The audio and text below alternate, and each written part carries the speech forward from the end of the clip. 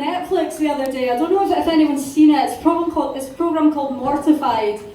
And basically the premise of it is that it's adults going back and reading out their diaries from when they were teenagers to an audience. And it prompted me to look back at my teenage diaries. Fucking hell. So I was looking back at when I was 13 and 14, and everything in the diary was about my first love. That was all I spoke about. And it was all things like, I'd seen her today for 4 seconds. Exciting love life that I had. I thought that I would die. Like, you could tell that I'd maybe watched a wee bit too much Dawson's Creek back then. But anyway, I was sort of growing up in the early, the late 90s, early 2000s and everything. And I was quite naive back then. I mean, at the back of my diary, and I remember writing it now, there was this list, and it was all like, it was a list like 100 things that I find attractive in a woman. 100 fucking things, like, you know. But I found 100 things, you know. And like at the top of the list, it was all things like, you know, nice eyes and nice hair and like other fucking boring shit.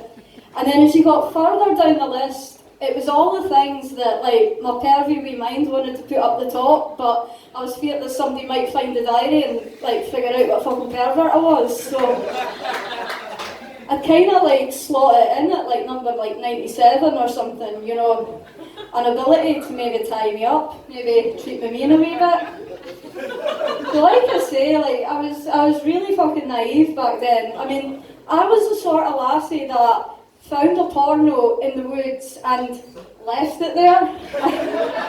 Like my mates couldn't believe I did that, but I mean, porn to me back then meant like the guy with a moustache and like a woman with fucking like boosting into her knees, and I mean, it just didn't like appeal to me. Like porn to me, like what I liked back then was reading the dictionary. Like I was going through the dictionary going, handcuffs, oh wait. Restraint, oh. Flogger, well. I didn't even get me started on the fucking thesaurus, like honestly. But like I thought that I was the only person in the world that had all these like thoughts and feelings. Like, I mean, bearing in mind this is long before like 50 Shades of Pish. Like it was I'd never even heard of BDSM until I was 15. And the first time I heard it, like, I honestly thought that it meant big dangerous sex machines.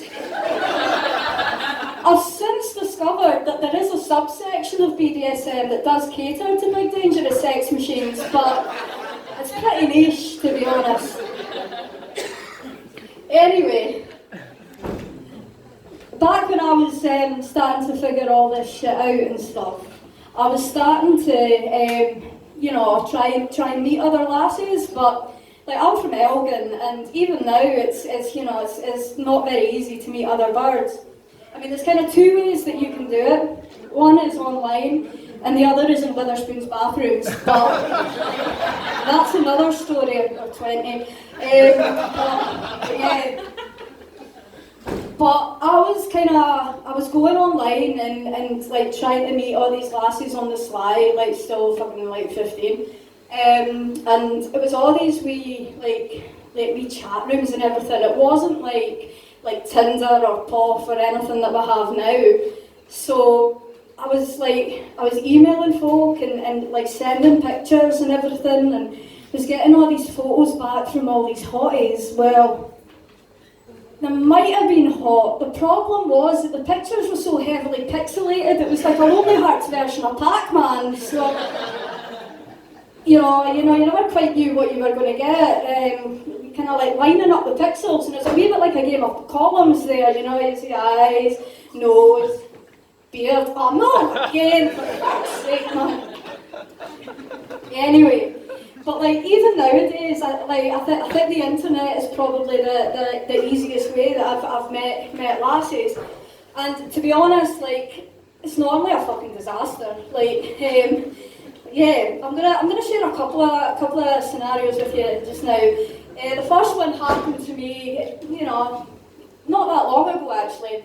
There was a lassie in there, and she wasn't out, so she was a wee bit nervous about me like going round and everything. It was all like done in the cover of darkness, you know, you're fucking like hood up and everything, and going out and hoping the neighbours wouldn't fucking see you. So we'd spent the night together, had gone into the next day and everything, and we were just, you know, just done the business. And we sat there watching telly and that in bed. And suddenly there was this like knock at the door. So we're like both kind of like peering out the window, like on the sly, hoping we didn't get seen. Well, it's a fucking Jehovah's Witnesses, isn't it? So they're there, they've clocked us and they're like waving up at us and everything, and she's like freaking out, like, oh fuck, like they're gonna know what we've been up to and everything. Oh Jesus, like she's all my hair's everywhere, like oh they're gonna know. And I was like, you know, like settle down, love, I'll go to the door, it's okay. So I threw a nightie on. I threw a dressing gown on, you know, went down to answer the door to them. So, you know, I opened the door and they just like thrust this picture of Jesus into my face. And I was like, oh, you know, fucking give me a minute, like, so, you know, I take a step back. And, you know, I'm all ready to be polite to them and everything. And then they just like grab each other's arms in horror, turn and bomb it back up the path. Like, what the fuck have I done? Like, you know, this, you know, like a wee bit confused. So I'm like, oh, you know, I must have scared them, like, was it something? I didn't know what it was, maybe it was the tattoos or something. So I close the door and go to turn round, and as I do, I catch something out the corner of my eye. When we were having sex earlier, I forgot to take my strap-on off. The nightie kind of fell open a wee bit. Well, that's one way to get rid of the fucking Jehovah's, I'm telling you. They'll be back since. But this is just one of many disasters I've had.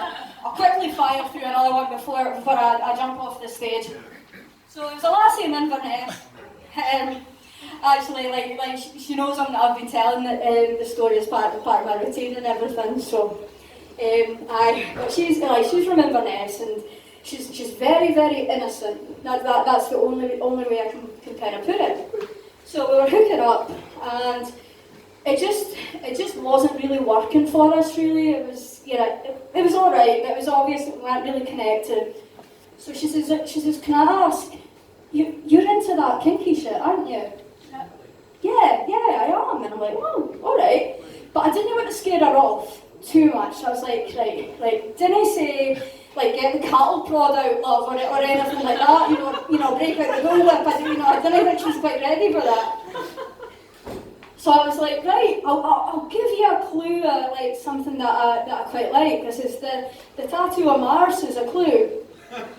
Now I've got a red handprint on my arse, so a pretty big clue of something kind of kinky, but not too kinky, that might not freak her out too much.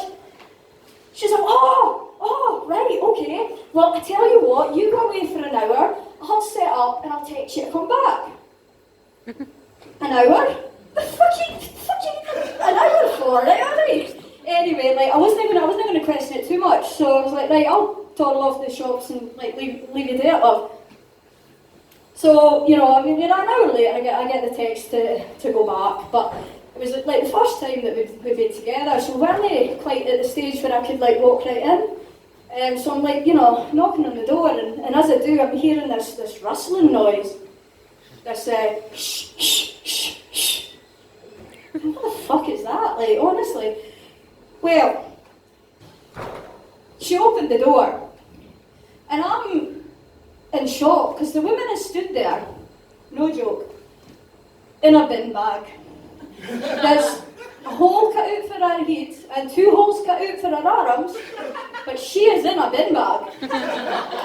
Now I'm about twitching to like ask her, what the fuck is this about? I'm like, don't Nick it, just like, the lassie's quite shy, you know, she obviously thinks this looks like PVC or something, so she's improvising, just roll with it. So, you know, she grabs my hands and leads me through, and I'm like, oh, you know, a wee bit excited now, like, following her in her bin bag, through the bedroom. And when I do, she kind kind of goes and huddles over in the corner. And I'm like a wee bit confused as to what she's doing. And out the corner of my eye, the whole bed, the bedside cabinet, the walls, the carpet, everything is covered in newspaper. What the fuck is going on? Like I know I kind of want her to punish me, but I didn't want her to like murder me. Maybe like if I'm going home with Dexter, is this a fucking film? Like, you know, I'm starting to get a wee bit like confused and worried about what she's doing in the corner there. And then she turns round to me. She's all so seductive in her wee bin bag, holding this paper plate. And I see the colours on the plate, and I'm like, what the fuck's going on? And she kind of looks at where the red handprint is in my arse. So, a finger painting fetish, is it, love?